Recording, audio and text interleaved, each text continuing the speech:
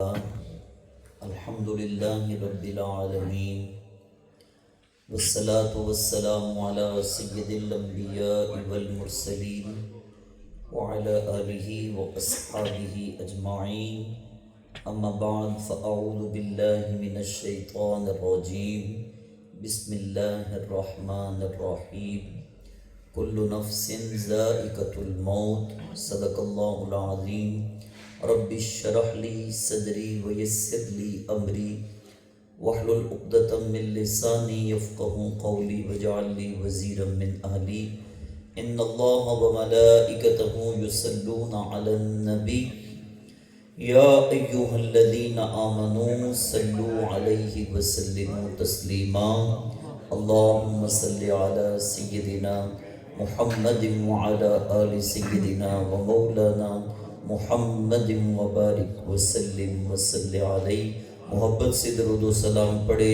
درود و سلام پڑھنے والے کی زبانوں کو پاک کیا جاتا ہے، آنکھوں میں حیائیں پیدا کی جاتی ہیں، سوچوں میں پاکیزگیاں اترتی ہیں، روح میں تازگی آتی ہے، وجود میں برکتیں اترتی ہیں، گناہ معاف کیے جاتے ہیں.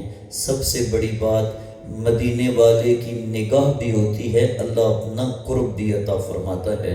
محبت سے پڑھیے الصلاۃ والسلام علیکہ یا سیدی یا رسول اللہ وعلی آلک واصحابک یا سیدی یا حبیب اللہ. عزیزم، محمد وقاص صاحب کے برادر مکرم محمد آفتاب احمد مرحوم کی اللہ کامل بخشش و مغفرت فرمائے. میرے انتہائی مشفق و مہربان عالم اسلام کی عظیم فکری، علمی اور ادبی شخصیت میری مراد پروفیسر مسعود اختر ہزاروی صاحب دامت برکاتہم القدسیہ میرے مشفق و مہربان ہیں، اور جناب محترم علامہ قاری ساجد صاحب دامت برکاتہم القدسیہ. اس گلدستے میں قرآن کی چند آیتیں پڑھیں گے، ایک حدیث پاک 10 منٹ کے اندر بات مکمل کریں گے. ابتدا میں علامہ کفایت اللہ کافی صاحب نے ایک بڑی حسین اس پہ بات کہی ہے، اس کے چند اشعار پڑھ لیتے ہیں، ذرا ذوق بھی ہو جائے گا، بات بھی، پیغام بھی ہو جائے گا.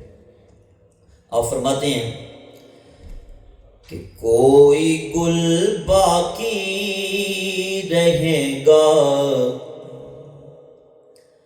نہ چمن رہ جائے گا،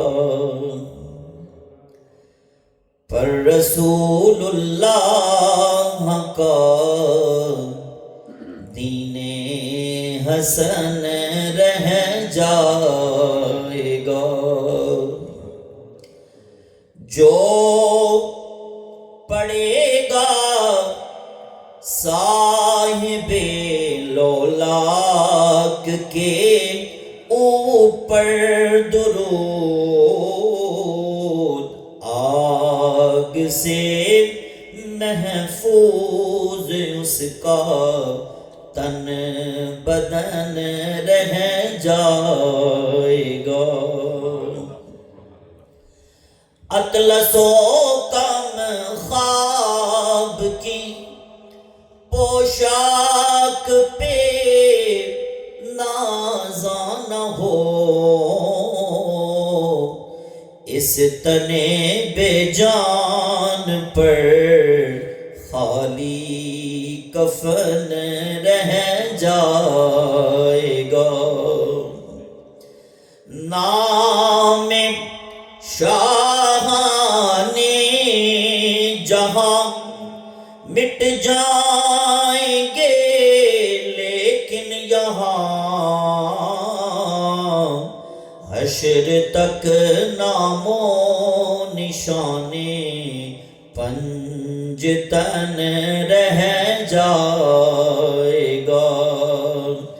سب فنا ہو جائیں گے کافی، ولیکن حشر تک نعت حضرت کا زبانوں پر سخن رہ جائے گا.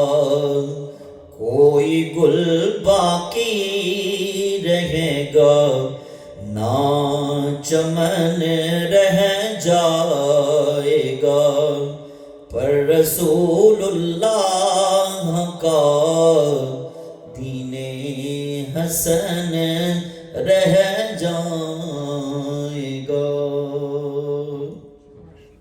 اللہ تعالیٰ نے اپنی کلام مقدس میں فرمایا قل ان الموت الذی تفرون منہ فانہ ملاقیکم، یہ سورہ جمعہ میں ہے۔ اللہ تعالیٰ فرماتا ہے محبوب فرما دیجئے بے شک تم موت سے جتنا بھی بھاگو یہ تمہیں گلے لگا کے چھوڑے گی، ملاقات کر کے چھوڑے گی۔ قرآن میں اللہ تعالیٰ ایک مقام پہ فرماتا ہے اذا جاء اجلها لا يستأخرون ساعة ولا يستقدمون، جب وقت اجل آ جاتا ہے پھر ایک گھڑی، ایک ساعت، ایک لمحہ نہ تاخیر کی جاتی ہے نہ تقدیم کی جاتی ہے، نہ پہلا تے نہ بعدوں، جڑا وقت مقرر ہے موت نے اس وقت تے آ کے رہنا ہے۔ قرآن میں ایک مقام پہ میرا رب فرماتا ہے اینما تکونوا یدرککم الموت ولو کنتم فی بروج مشیدہ، تم جتنا مرضی فاسٹ بھاگ سکو بھاگو، چھپ سکتے ہو چھپو، اگرچہ کئی برج بناؤ اور ہر برج کے دروازے کو مقفل کر لو، تالا لگا لو، اندر میں چھپ کے بیٹھ جاؤ آخری برج کے اندر، میرا رب فرماتا ہے یدرککم الموت، دنیا جہاں سے تم چھپ سکتے ہو موت تمہیں وہاں بھی ڈھونڈ نکالے گی۔ ذی وقار حضرات موت سے کوئی فرار نہیں ہے۔ خوش نصیب ہے وہ بندہ جو اپنی اس مختصر سی زندگی میں اپنی قبر اور حشر کی تیاری کر لیتا ہے۔ یہ دنیا کی محبت عجیب سی چیز ہے، آنکھوں پہ ایسا پردہ ڈلتا ہے کہ بندے کو پتہ ہی نہیں چلتا، وقت اجل آ جاتا ہے، اور جب وقت آخر آتا ہے پھر ایک لمحے کے اندر زندگی کی ساری مووی چلتی ہے۔ ایک لمحے کے اندر میں نے اس سن میں کیا کیا ہے، اس سن میں کیا کیا، زیادتیاں کون کون سی کی ہیں، نمازیں کتنی پڑھی ہیں، میں نے صدقات کتنے کیے ہیں، خیرات کتنے کیے ہیں۔ عجیب سی آج تو اس دور میں عجیب سی گنگا بہنا شروع ہو گئی ہے، عجیب سی حالت ہو گئی ہے۔ وہ نمازی نماز پڑھ کے اپنی خوش فہمی میں مبتلا ہیں، جو نماز نہیں پڑھتے وہ باہر کہتے ہیں کہ نمازی نماز پڑھ کے کیا کریں۔ عجیب سی حالت ہو گئی ہے۔ بابا بلے شاہ نے بڑی عجیب ایک بڑی کمال کی بات لکھی ہے، فرماتے ہیں تسی حج بھی کیتی جاندے ہو، تسی حج بھی کیتی جاندے ہو، لہو بھی پیتی جاندے ہو، کھا کے مال یتیماں دا پج مسیتی جاندے ہو، پھٹ دلاندے سیندے نہیں تے ٹوپیاں سیتی جاندے ہو، فرض بھلائی بیٹھے ہو، نفلہ نیتی جاندے ہو، فرض بھلائی بیٹھے ہو، نفلہ نیتی جاندے ہو، نفس تے چھریاں پھیر دے نہیں، دمبے کیتی جاندے ہو، دسو تے صحیح بلے شانوں کی کچھ کیتی جاندے ہو۔ خوش نصیب ہے وہ بندہ جو فکر آخرت میں شب و روز بسر کرتا ہے۔ ذی وقار حضرات آئیے میں اپنے سونے محبوب علیہ السلام کے ایک صحابی ہیں ان کا تذکرہ یہاں پہ کروں۔ نام ہے حضرت ابو حذیفہ، سارے کہیں رضی اللہ تعالیٰ۔ میرے نبی کے صحابی کو یہ شان رب نے عرشوں پہ فرمائی ہے، اور وہاں سے ندا میرا رب دیتا ہے رضی اللہ تعالیٰ عنہ، میں ان سے راضی، انہوں نے مجھے راضی کر دیا۔ تو حضرت ابو حذیفہ کا ہو گیا انتقال جوانی کے عالم میں، سرکار تشریف فرمائے مسجد نبوی کے سین میں، بندہ آ کے کہتا ہے حضور آپ کا غلام فوت ہو گیا، محبوب کی آنکھوں سے آنسو نکل آتے ہیں۔ وہ جو بندہ آتا ہے نا وہ واپس جا رہا ہوتا ہے، سرکار اسے کہتے ہیں رک جا، ایک پیغام تو لے کے آیا ہے، ایک میرا بھی پیغام ہے، لے جا، مدینے کی گلیوں میں اعلان کر دے غلام کملی والے کا فوت ہوا ہے، جنازہ بھی کملی والا خود ہی پڑھائے گا۔ سبحان اللہ کہہ دیجئے۔ ویسے یہ سعادت، این سعادت بزور بازو نیست ہے جی۔ تو کتنی شانوں کی بات ہے، صحابی کا جنازہ ہے، رب کا پیارا حبیب پڑھائے گا ہے۔ سبحان اللہ سبحان اللہ۔ وقت مقرر ہوا، مدینے کی گلیوں میں اعلان کرنے والے نے اعلان کیا، اور کیا یہ وہ عجیب اعلان ہوگا کہ جب مدینے کی گلیوں میں یہ کہا جا رہا ہوگا مدینے والیوں، وہ مدینے والیوں معاذ بن مالک کا انتقال ہو گیا ہے، جنازہ کملی والا آپوں پڑھائے گا۔ تے کس کی مجال تھی کہ وہ رک جاتا؟ سارے کے سارے مدینے والے مدینے کی گلیوں سے نکل کر بقیع کے قبرستان میں پہنچ گئے اور انتظار کر رہے ہیں۔ سرکار کی آمد کا انتظار کر رہے ہیں، میت بھی سامنے پڑی ہے۔ آقا کریم علیہ السلام کا انتظار بڑی ڈاڈی چیز ہے۔ عام بندے کا انتظار بڑا اوکھا ہوتا ہے، اور سرکار اور ایک انتظار میدان محشر میں بھی ہوگا۔ آپ کے ذوق کے لیے مجھے ایک بڑے شاعر کی خوبصورت سی بات یاد آ گئی، وہ پڑھ کے میں بات آگے بڑھاتا ہوں۔ شاعر کہتا ہے ایک انتظار دنیا میں ہوتا ہے، ایک انتظار حشر میں بھی ہوگا۔ حشر کا دن بھی عجب دیکھنے والا ہوگا، زلف لہرا کے وہ جب آئیں گے، پھر قیامت میں بھی ایک اور قیامت ہوگی۔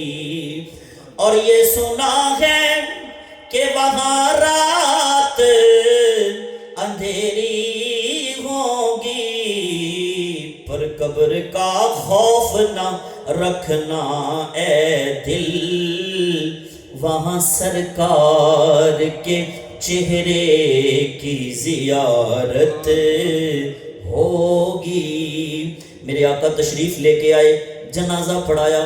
اذا صلیتم علی المیت فاخلصوا لہ الدعاء، فرمان ہے میرے نبی کا کہ میت پہ جنازہ پڑھ چکو تو خالصتاً اس کے لیے دعائے بخشش کرو۔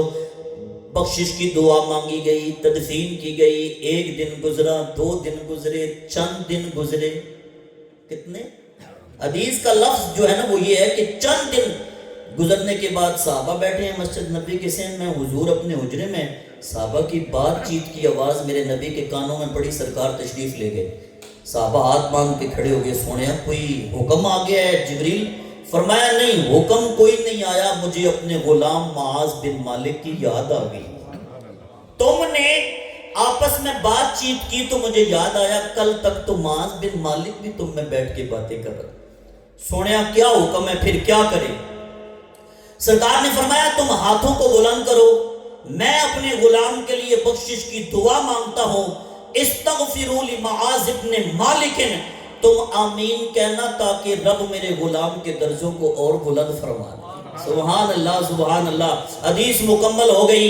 میرا یہ سوال ہے میرے صاحبان فکر و دانش کی بارگاہ میں کہ جس نبی نے صحابی کا جنازہ پڑھایا ہو، اور صحابی وہ صحابی کوئی عام بندہ نہیں، صحابی جس کو اللہ نے جنت کا سرٹیفکیٹ دنیا میں ہی عطا کر دیا ہو، یا رسول اللہ یہ بعد میں اس کے لیے بخشش کی دعائیں کیوں مانگی جا رہی ہیں؟ جنازہ بھی آپ نے پڑھایا ہے، جس کا جنازہ متقی پڑھائے دنیا میں رولا پڑ جاتا ہے۔ جناب بابا میر علی شاہ نے جنازہ پڑھایا ہے، بندہ جنتی ہے۔ داتا علی اجمیری نے جنازہ پڑھایا ہے، بندہ جنتی ہے۔ جنازہ آپ نے پڑھایا۔ جواب مدینے کی تاجدار کی بارگاہ سے آیا، میں قیامت تک اپنے غلاموں کو یہ سبق دے رہا ہوں، جب مصطفیٰ کا کوئی غلام فوت ہو جائے نا، اس کی بخشش کی دعا مانگنا بھی کملی والے کی سنت ہے۔ آخر میں اسی شعر پہ میں اپنی گفتگو ختم کر رہا ہوں۔ حضور عارف کڑی نے فرمایا تھا، اور یہ میرے بھائی وقاص کے لیے، ان کے برادران کے لیے، فیملی کے لیے کیا حسین بات ارشاد فرمائی۔ آپ فرمانے نے جنہ دکھاں وچ دل بر راضی، جنہ دکھاں وچ دل بر راضی، اے سکھ انہاں تو بارے دکھ قبول محمد بخشا، اے راضی رہن پیارے۔ حقیقت بات یہی ہے، بڑا مشکل ہوتا ہے، لیکن اللہ فرماتا ہے صبر کرنے والوں کے ساتھ اللہ خود ہو جاتا ہے۔ اللہ فیملی کو، برادران کو صبر عطا فرمائے۔ وما علیہ الا البلاغ۔